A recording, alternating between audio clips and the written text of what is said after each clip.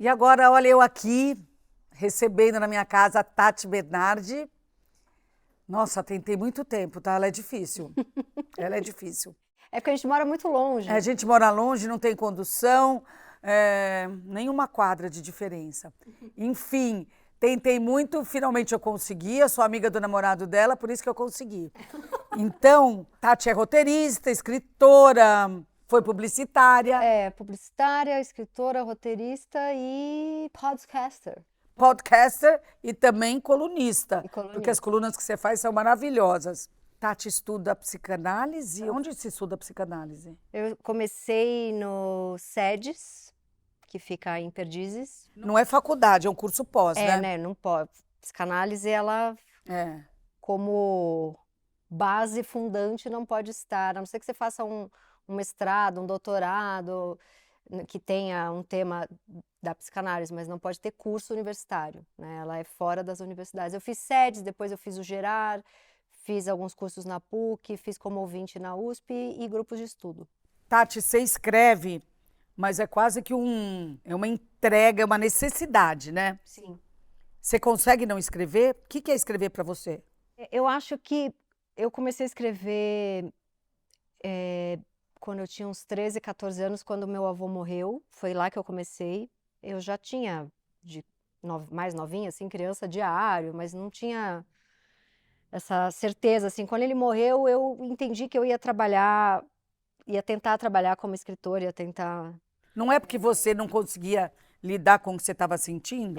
Então, aí quando meu avô morreu, no velório dele, eu comecei a ter uma crise de angústia muito grande e percebi que não tinha muito como pedir ajuda ali para os adultos, porque estava todo mundo sofrendo ali, era um velório, né? Minha mãe, era o pai da minha mãe e tal.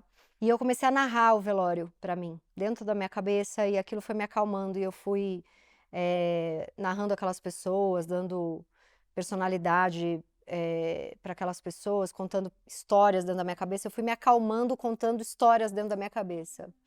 E aí, quando eu cheguei, eu escrevi sobre o velório. Foi o primeiro texto mesmo. O que você fez com esse texto? Puxa, isso eu não tenho mais. Deve estar dentro de algum diário. Eu guardei todos os meus diários, preciso achar. Mas a partir desse, eu continuei escrevendo no diário, mas eu comecei a escrever textos mesmo, para mim, né?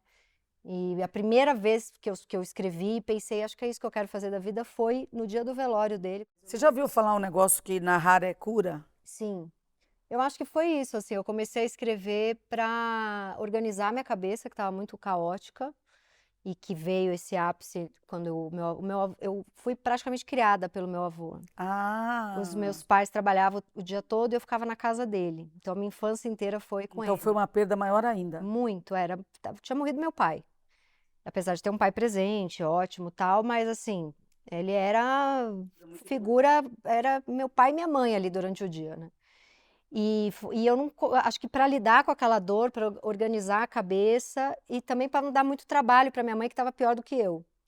E aí eu escrevi para colocar aquilo, sabe, organizar. E foi também esse período 13 anos, é quando você começa a se apaixonar na escola e aí ser rejeitada e aquilo me doía muito. Então eu também comecei a escrever para organizar.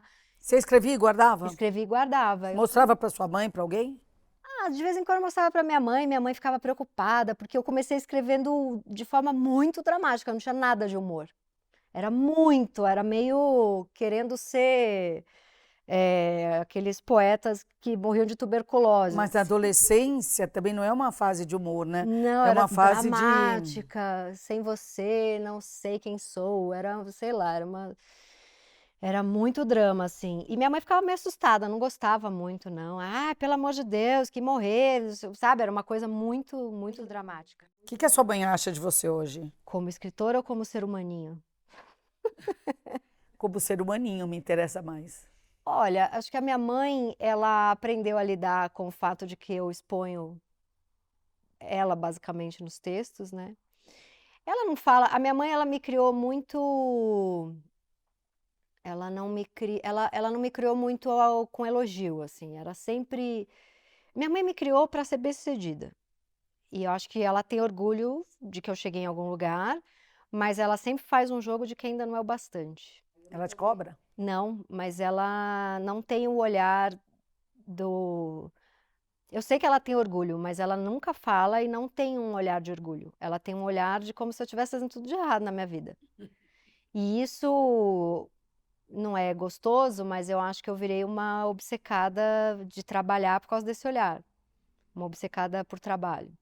E assim, eu lembro quando eu comecei a trabalhar novinha, primeiro estágio na W Brasil, e aconteciam coisas legais. Eu fui uma da Young Creative, que ia para Cannes com tudo pago.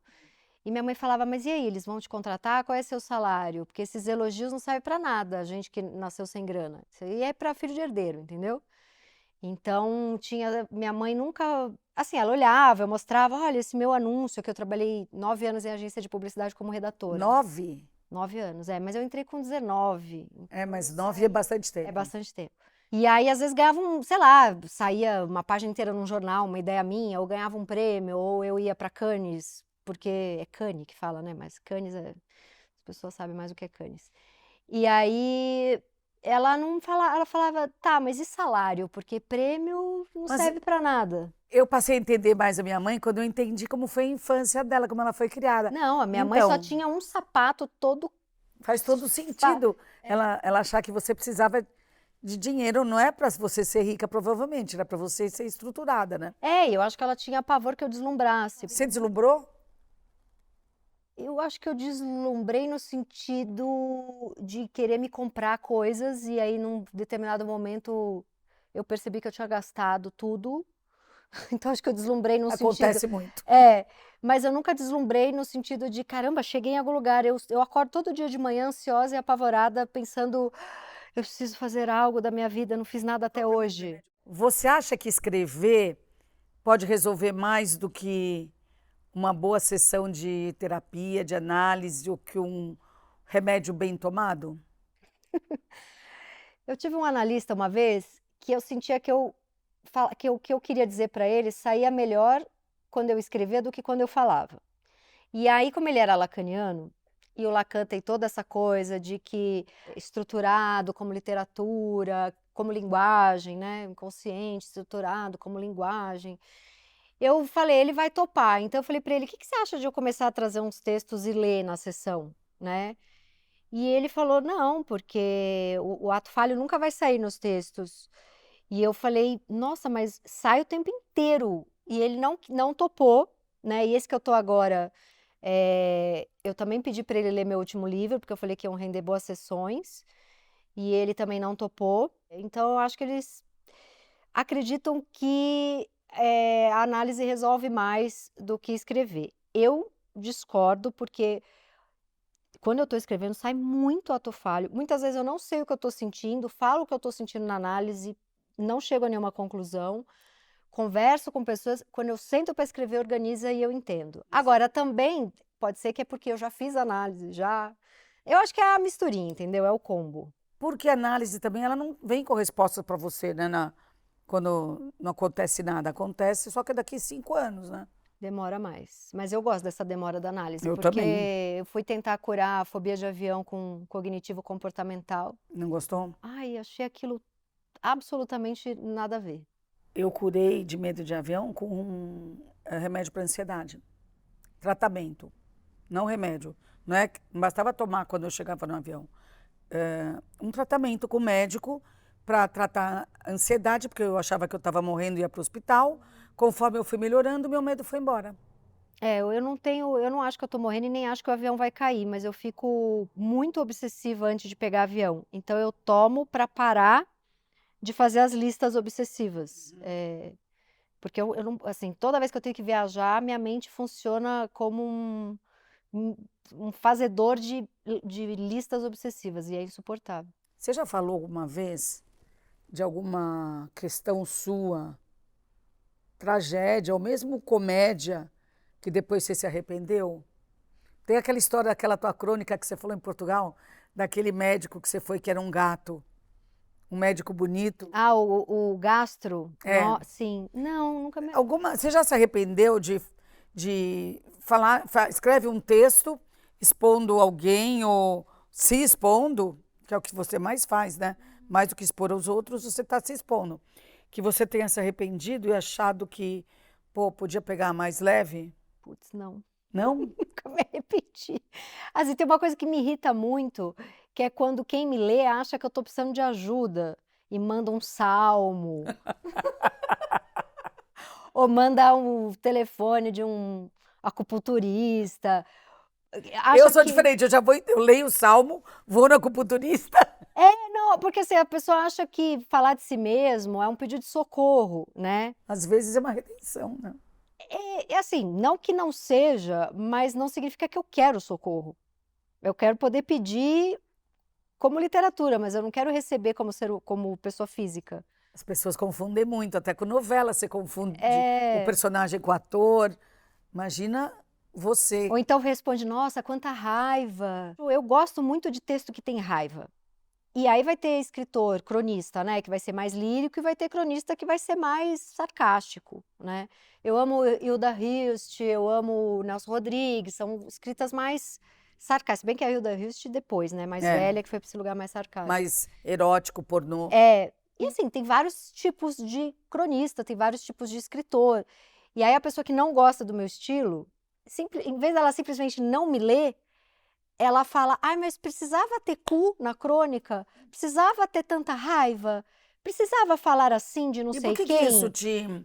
Porque é te... leitor ruim, vai ler o que você gosta. Por que que você não deixa ele com a birutice dele falando? Eu não lia mais, assim, eu fiquei muito tempo sem ler.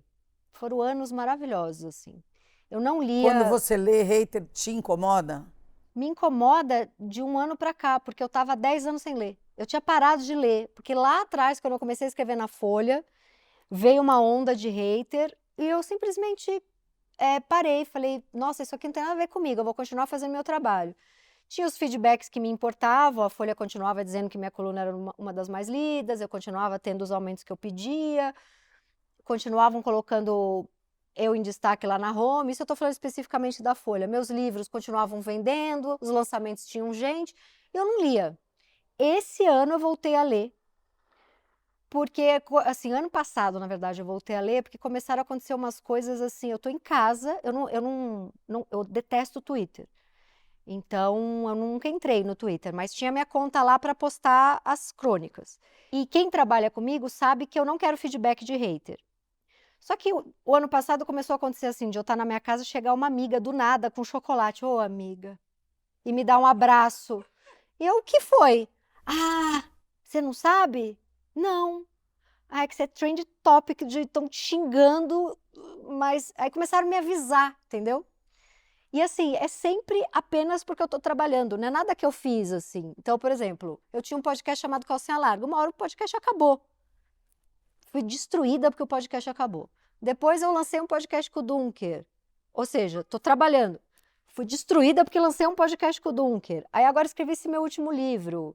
E aí, sei lá, porque também tem gente que me xinga por causa desse livro. Você é polêmica.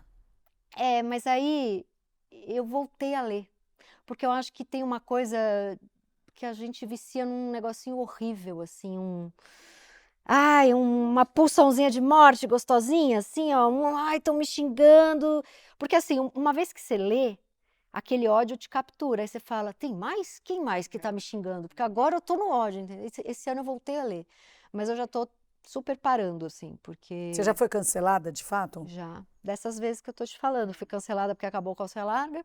Fui cancelada porque eu comecei um projeto com o Dunker.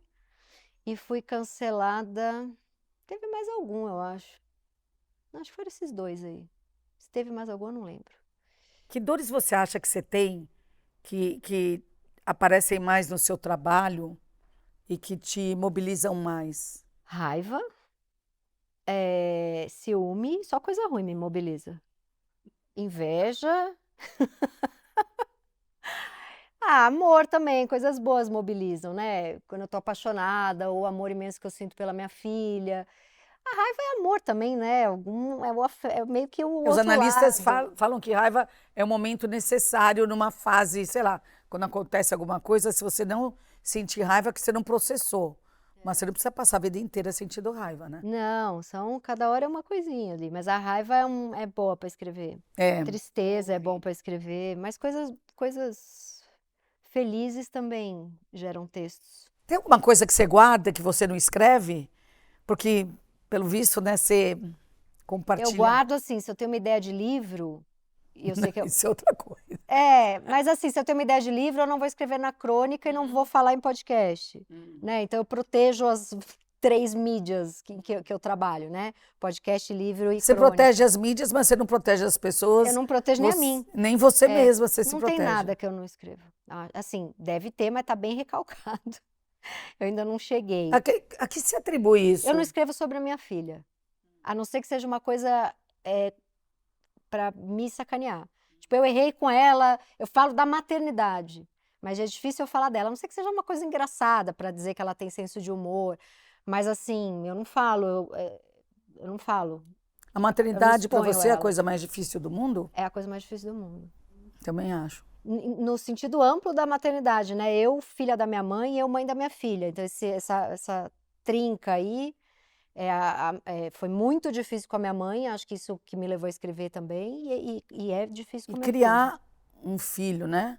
É muita responsa, muito difícil. É muito difícil porque é a única coisa no mundo que você se importa mais do que com você mesma, né? E assim, acho que todo escritor, ele é ególatra, por mais que a intelectualidade dele não permita que ele se assuma ególatra, esses são os mais ególatras ainda, né?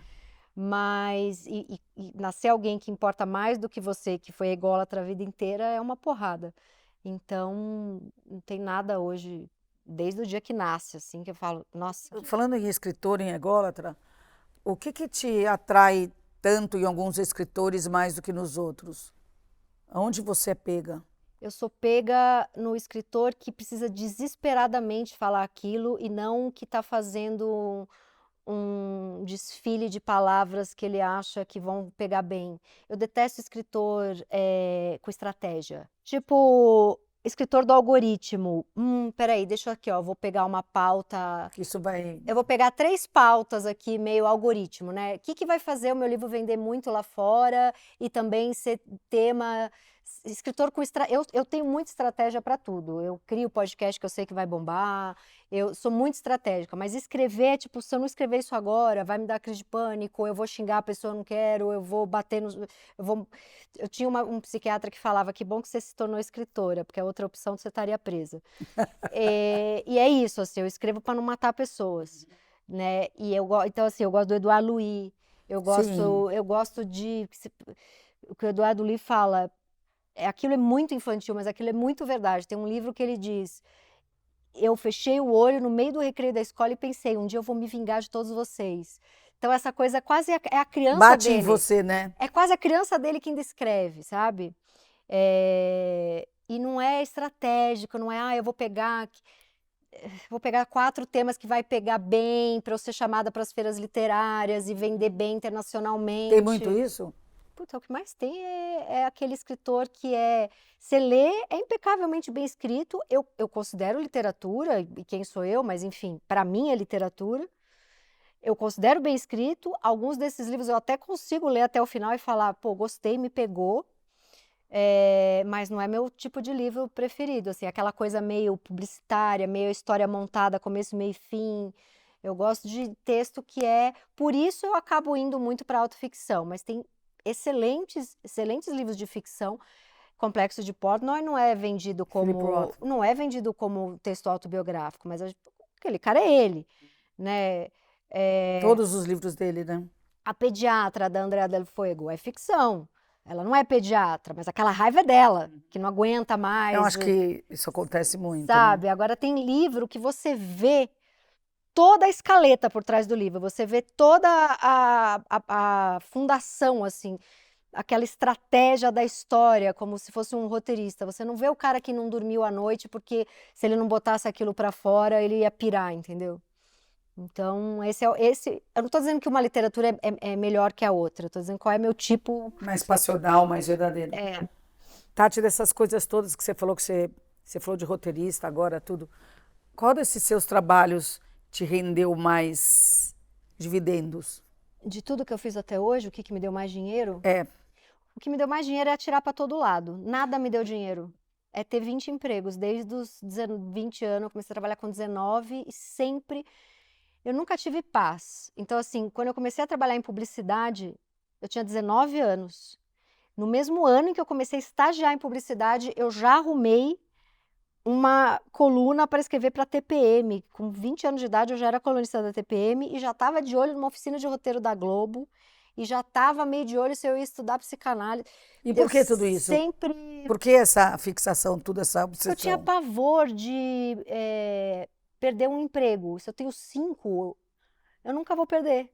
É meio, sei lá, é meio não serei castrada, sabe? Se alguém vier me passar a rasteira, vai se ferrar, porque eu tenho 8 lugares para me segurar. Não só numa questão financeira, mas numa questão de ego, assim. Eu não vou, se eu perder 3, eu tenho 8. E para você trabalhar com cinema, é um pouco isso, assim. Eu tenho muita aflição de pessoa que tem um projeto a vida toda. Sabe aquela pessoa que você conhece e a pessoa fala, eu tenho um documentário sobre a Amazônia. Aí você fala, que legal. Aí 7 anos depois você encontra a pessoa numa festa. E aí? Pô, aquele documentário da Amazônia, agora vai entrar um dinheiro. Você fala, a pessoa de um projeto, ou ela é milionária, ou ela é muito falida. Para você trabalhar com as coisas que eu trabalho, assim, pô, para eu ter um roteiro aprovado, é porque eu apresentei 30. No Rico, né, do seu livro, fala de ricos, A Boba da Corte, da editora Fósforo, e outro livro que também tá sendo bastante comentado, que também fala de ricos, é o livro do Michel Acoforado, Sim. Coisa de Rico. Que situação de rico te incomoda muito, que você já presenciou e que foi constrangedor? Maltratar funcionário, pior. Você já viu muito isso? Eu já Ou vi você ouviu falar? velado. Eu já vi velado. Escancarado, Você tem amigos ricos? tenho. Sim, rico. Rico real, né? Não É. rico porque tá Rico. trabalhando, É rico que se parar, continua rico, né? Tenho. E esses amigos aí, você vê essas coisas? Puta, aí já não tá mais na minha vida. Esse aí eu vi, já Passou. Já passou. Quem é meu amigo hoje tem furos de discurso e eu pego caindo. Então, assim, ai, essa fulaninha. Tipo assim, sabe, tá na casa da pessoa, a pessoa fala, traz uma água, por favor. Aí a moça sai, aí fala, ai, eu não sei se eu vou manter trabalhando aqui, tá meio surda. Sabe esse tipo de comentário, assim? Olha, eu conheço bastante rico. Esses aí. Graças a Deus eu não vejo essas coisas. Os ricos que eu frequento eu não vejo é. bastante. Então, esses furos de discurso eu pego o tempo inteiro. E o que te fez escrever um livro sobre essa burguesia toda? Porque eu acho que tem um lugar que é muito interessante para o escritor. Porque como eu vim de um outro lugar completamente diferente, mas hoje eu convivo com essas pessoas que já nasceram na Zona Oeste, estudaram nas 2, 3 escolas ali do Vale Encantado. Eu tô ali, hoje em dia são os lugares que eu frequento, mas como eu não fui criada nesses lugares, Você se sente eu me sinto podendo ver. segregacionada? Não, mas eu sinto desde sotaques muito diferentes do meu, jeitos de gesticular, a maneira como come, e alguns comportamentos, alguns comentários, um jeito de ver a vida com uma certa calma e paz que eu nunca tive, uma coisa de pessoas que se permitem descansar, sabe? Mas isso não é um pouco por causa da tua personalidade? Eu não sei, mas é que a minha personalidade ela foi forjada a partir de onde eu, né? Dificuldades. E aí eu consigo ver de um jeito que é muito interessante, porque eu tô ali, mas também quando eu volto para a Zona Leste, eu também percebo já o que eles fazem, o sotaque, o jeito de falar, o jeito... Então, nos 2 lugares, Você ficou eu deslocada? tenho como se eu tivesse uma sensibilidade à flor da pele para notar as características, porque E te incomodam? as duas são muito gritantes para mim. Elas me incomodam um pouco, tanto nos 2 lugares. Então, onde é que você vai ficar? Escrevendo. Incomodam quando tem alguma grosseria nos 2 ambientes, aí incomoda de uma forma mais óbvia. Mas me incomoda apenas porque eu não me encaixo muito. Então não é um incômodo relacionado Sim. à reatividade, é só um... Não O pertencimento. que é isso? sabe? De onde veio? O que é isso mesmo? Ah, é ser rico. Ah, o que é isso mesmo? Ah, é a galera que ficou lá na Se ZL. você tivesse que escolher de que lado você ficaria, você ia ficar na Zona Leste? Ah, já escolhi, tô aqui, né? Não, mas Já tudo foi bem. escolhido. Então, Não, tá escolhido. Mas tem é uma. melhor ser rico, né? Mas claro, só que obviamente é melhor ter dinheiro para fazer qualquer coisa na vida, né? A minha mãe falava que as pessoas menos ricas, mais pobres, elas eram muito mais afetivas nas suas famílias. É, então. Então, eu não acho que é tão óbvio, eu quero ser rico. Mas é porque o rico que eu digo é assim, se você tem dinheiro para ir para Itália ou se você não tem dinheiro para ir para Itália, muito melhor ter o dinheiro para ir para Itália. Mas se ter dinheiro para ir para Itália significa uma família brigada, rompida, que os irmãos querem se matar por causa de herança, né? Porque daí eu tô falando só da coisa muito simplória que é melhor ter o dinheiro. Mas se isso for trazer, por exemplo, se eu tivesse que escolher uma outra infância, eu não escolheria. Mas é que tem ricos que dão a impressão que eles não têm esses momentos. De É, felicidade? porque é sempre uma busca e quando não é uma busca para ter mais, é uma conversa com o advogado para ver para quem dá. Então, isso aí eu tenho horror. Mas É. 99% dos ricos A são maior assim. alegria que eu tenho é que quando os meus pais morrerem, não vai ter briga por herança. Primeiro porque você é filha única. Primeiro porque eu sou filha única e depois porque não tem herança. Então isso é Muito muito bom. bom. Bom, você gosta de ler para burro, né?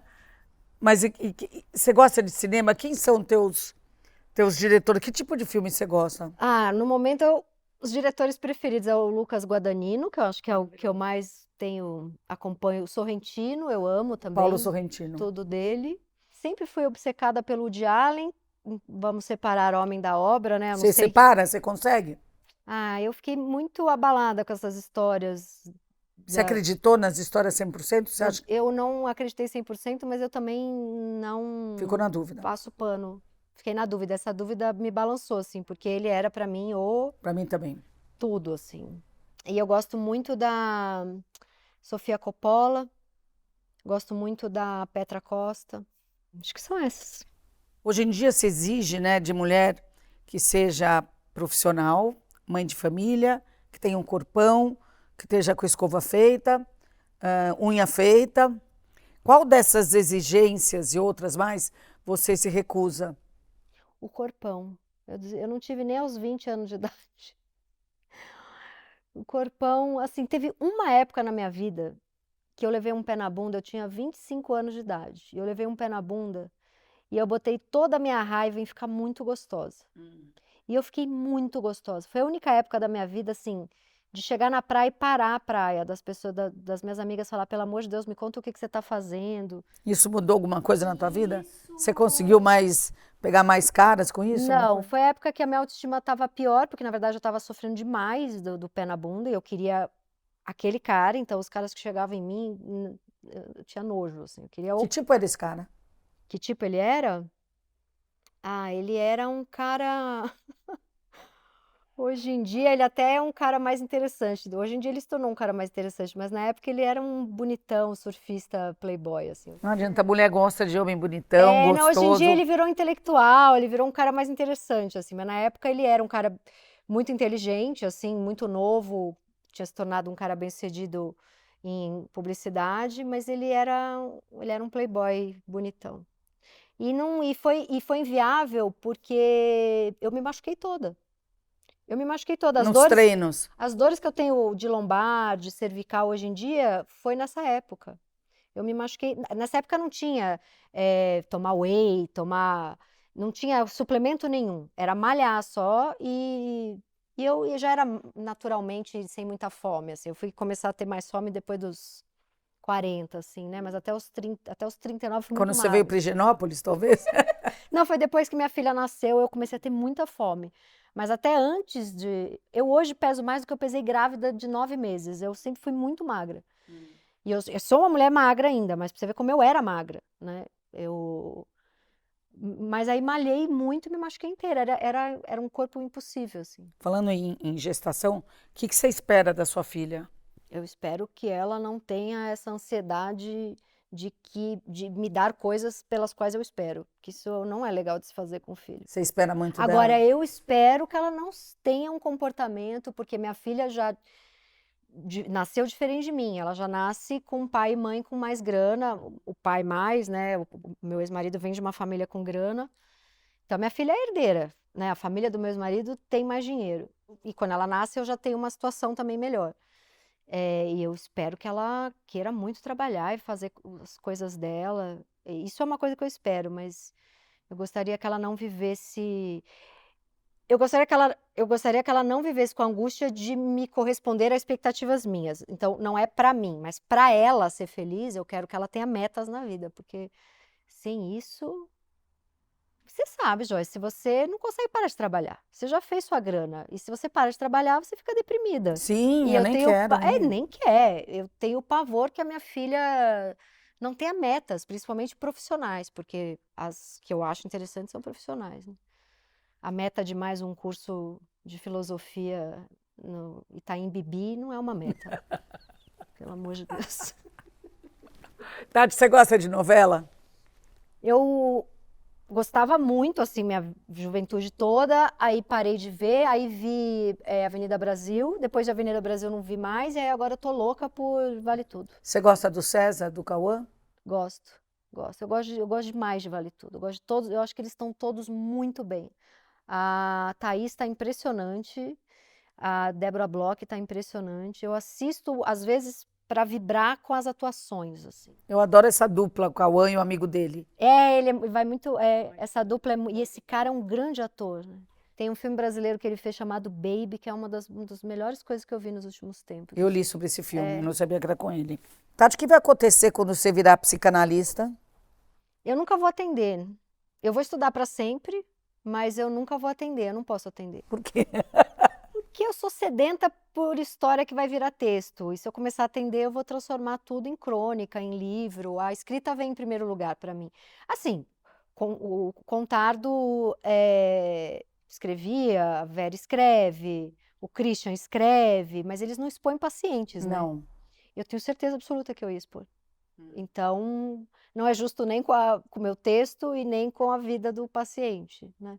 Então, eu nunca vou atender isso. Então você estuda para se conhecer melhor, talvez? Eu fui estudar psicanálise para criar melhores personagens, porque eu fazia novela. Eu trabalhava como colaboradora em novela da Globo. Qual que você fez? Eu fiz novela da Alicia Manso, Sangue Bom, Ela é ótima.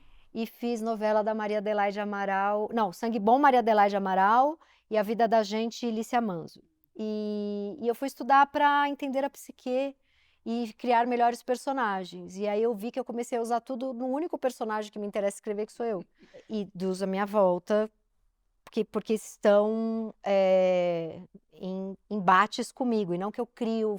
Eu não gosto de ficção para escrever. Eu gosto de cenas reais. É onde você... É o que eu sei fazer. E onde você faz bem, né? Não é que... E eu tentei escrever novela, não ia bem em ficção. Eu não consigo escrever um romance.